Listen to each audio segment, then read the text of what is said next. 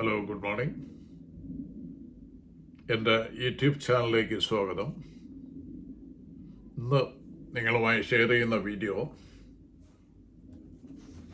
Children realising the value of parents only after the death. കുട്ടികൾ അവരുടെ പേരൻസിൻ്റെ value മനസ്സിലാക്കുന്നത് അവരുടെ മരണശേഷമായിരിക്കും. അതുവരെ കാത്തിരിക്കും. ഇത് നിങ്ങൾക്ക് പലർക്കും റിലേറ്റ് ചെയ്യുന്ന ഒരു വീഡിയോ ആണ്. അതുകൊണ്ട് ഈ വീഡിയോയുടെ ആദ്യം മുതൽ അവസാനം വരെ കേൾക്കുക. അപ്പം പേരൻസ് ഒരു കുട്ടിയുടെ ജനനം മുതൽ അവർ ഓഫർ ലവ്, സ്നേഹം കൊടുക്കുന്ന കുട്ടികൾക്ക്. അവരെ എല്ലാ കാര്യങ്ങൾക്കും സപ്പോർട്ട് ചെയ്യുന്നു, ശരിയായ മാർഗനിർദ്ദേശങ്ങൾ നൽകുന്നു. പക്ഷേ ഇത്രയൊക്കെ പേരൻസ് ചെയ്താലും പല കുട്ടികളും ഇവരുടെ പേരൻസിന് തിരിച്ച് ആ അർത്ഥത്തിലുള്ള ബഹുമാനം കൊടുക്കാറില്ല, ആ ഒരു അപ്രീസിയേഷൻ കൊടുക്കുന്നില്ല. പക്ഷെ എന്ത് ചെയ്യുന്നു?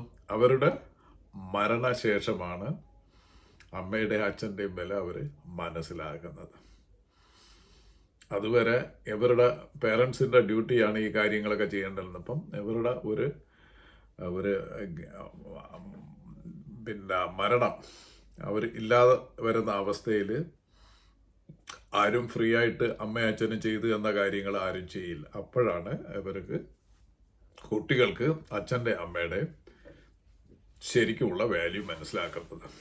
അത് ടു ലേറ്റ് ആയിപ്പോവും. ആ സമയത്ത് അവർക്ക് റിഗ്രറ്റ് വരും, നിരാശ വരും, കുറ്റബോധം വരും, ദുഃഖം വരും. ഇതൊക്കെ പറഞ്ഞിട്ട് വല്ല കാര്യമുണ്ടോ? അപ്പം പിന്നെ ഒന്നും നമുക്ക് ചെയ്യാൻ പറ്റില്ല. അമ്മയ്ക്കും അച്ഛനും വേണ്ടി എന്തെങ്കിലും ചെയ്യണമെന്ന് അപ്പോഴും തോന്നിയാൽ പറ്റും. അമ്മയും അച്ഛനും ജീവിച്ചിരിപ്പില്ല, ഉള്ള സമയത്ത് നമ്മളവരെ സ്നേഹിച്ചതുമില്ല. അപ്പം ഇതൊരു കണ്ണ് തുറപ്പിക്കൽ വീഡിയോ ആണ്. ആരെങ്കിലും അങ്ങനെയൊക്കെ പെരുമാറുന്നുണ്ടെങ്കിൽ, കുട്ടികളെ അങ്ങനെയൊക്കെ ആണ് പേരൻസിൻ്റെ അടുത്ത് ഇപ്പോഴും നമ്മൾ ജീവിച്ചിരിക്കുമ്പോൾ ബിഹേവ് ചെയ്യുന്നെങ്കിൽ അത് മാറ്റി അവരെ മാക്സിമം അവരെ സ്നേഹിക്കുകയും ബഹുമാനിക്കുകയും സഹായിക്കുകയും ചെയ്യുക.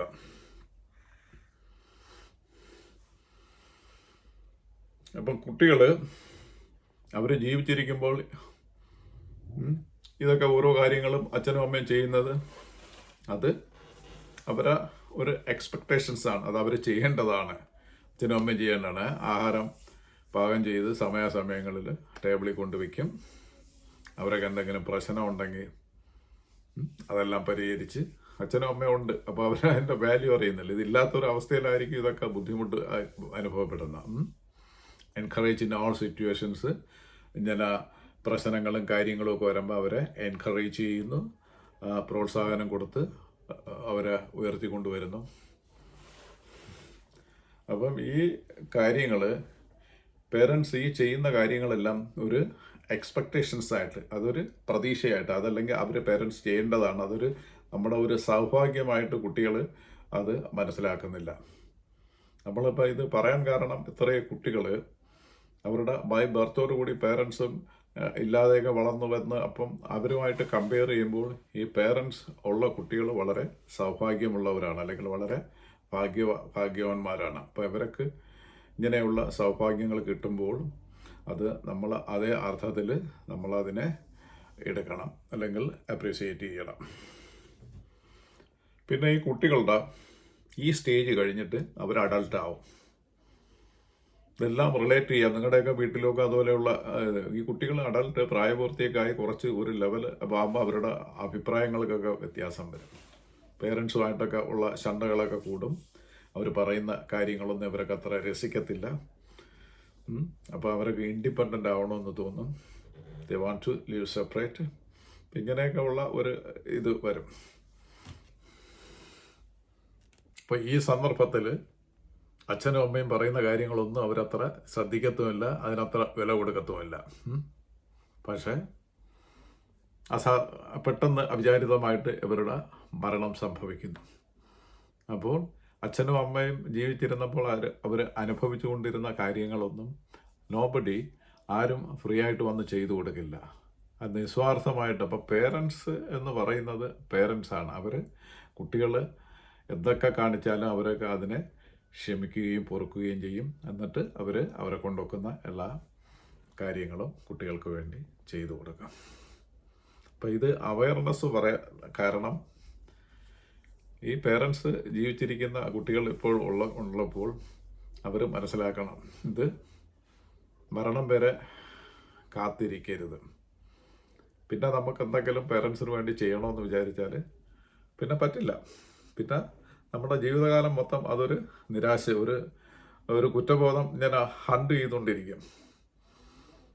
ഇവരെക്കുറിച്ചുള്ള നല്ല മെമ്മറീസ് കാണും, ചിലപ്പം നമുക്ക് മോശപ്പെട്ട മെമ്മറീസ് കാണും. അച്ഛനെ അമ്മയെ നമ്മൾ ഉപദ്രവിച്ചതും അല്ലെങ്കിൽ ദ്രോഹിച്ചതുമായിട്ടുള്ള അത് പിന്നെ ഉള്ള സമയത്ത് അവരുടെ അയ്യോ ഞാനത് ചെയ്തല്ലോ എന്നുള്ള ആ ഒരു കുറ്റബോധം അത് അവരുടെ മരണം വരെ അവരെ വേട്ടയാടിക്കൊണ്ടിരിക്കും. Okay, it is. അപ്പം സമയം ഇനിയും ഉണ്ട്.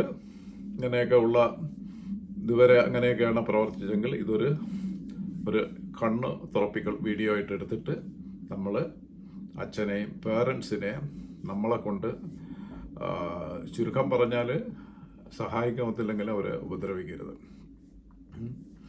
അപ്പോൾ ഒക്കുന്നവർ വിദേശത്ത് അല്ലെങ്കിൽ മറ്റുള്ള ഇത്തിരി മാറിയൊക്കെ താമസിക്കുന്നവരാണെങ്കിൽ ഇവരുടെയിൽ അച്ഛനും അമ്മയും ഫോൺ ചെയ്യുക, സുഖവിവരങ്ങൾ അന്വേഷിക്കുക. അതുപോലെ തന്നെ ഒക്കുന്ന സന്ദർഭങ്ങളിൽ അവരോടൊപ്പം വന്ന് ഒരു നേരത്തെ ആഹാരം കഴിക്കുക. അങ്ങനെ വരുമ്പോഴത്തേക്ക് ആ ബോണ്ട്, ആ ഒരു റിലേഷൻഷിപ്പ് കുറച്ചുകൂടെ ഹാർഡാവുകയും ഞാൻ അച്ഛൻ്റെ അമ്മയുടെയും കൂടെ ഉണ്ട് എന്നുള്ളൊരു തോന്നൽ അവർക്ക് ഉണ്ടാവുകയും ആ റിലേഷൻഷിപ്പിന് വളരെ കാഠിന്യം കൂടുകയും ചെയ്യും, അല്ലെങ്കിൽ അതിൻ്റെ ദൃഢത കൂടുകയും ചെയ്യും. അപ്പോൾ ഈ അച്ഛനും അമ്മയെന്ന് പറയുന്നത് ഇറസ്പ്ലേസബിളാണ്. അത് നമുക്ക് മാറ്റിവെക്കാൻ അവരുടെ സ്ഥാനത്ത് അവർ മാത്രമേ ഉള്ളൂ. അവർ ചെയ്യുന്ന കണക്കുപോലെ കുട്ടികൾക്ക് വേണ്ടി വേറെ ലോകത്ത് ആരും ഒന്നും ചെയ്യില്ല. അപ്പോൾ അവർ അവർക്ക് പകരം മാറ്റിവെക്കാൻ ആരും ഉണ്ടാവില്ല. അവർ നിസ്വാർത്ഥമായിട്ടുള്ള ആ ഒരു കുട്ടികളെ ചെയ്യുന്ന ലവും അവരുടെ ജീവിതത്തെ ഷേപ്പ് ചെയ്യുന്നതിനും എല്ലാം പേരൻസിൻ്റെ പങ്ക് വളരെ വലുതാണ്. അപ്പോൾ ഈ വീഡിയോ നിങ്ങൾക്ക് എല്ലാവർക്കും ഇഷ്ടപ്പെട്ടു എന്ന് കരുതുന്നു. ഇതിൽ ഞാൻ പറഞ്ഞിരിക്കുന്ന കാര്യങ്ങൾ ഒരു കണ്ണ് തുറപ്പിക്കലായിട്ട് ചിലർക്കെങ്കിലും അത് സംഭവിക്കട്ടെ എന്ന് ഞാൻ ആശിക്കുന്നു. അപ്പം ഇതുവരെ ഈ വീഡിയോ വാച്ച് ചെയ്ത നിങ്ങൾക്കെല്ലാവർക്കും നന്ദി, നമസ്കാരം. ഈ വീഡിയോ ഇഷ്ടപ്പെട്ടെങ്കിൽ ലൈക്ക് ചെയ്യുക, ഷെയർ ചെയ്യുക ആൻഡ് സബ്സ്ക്രൈബ് ചെയ്യുക. ബൈ.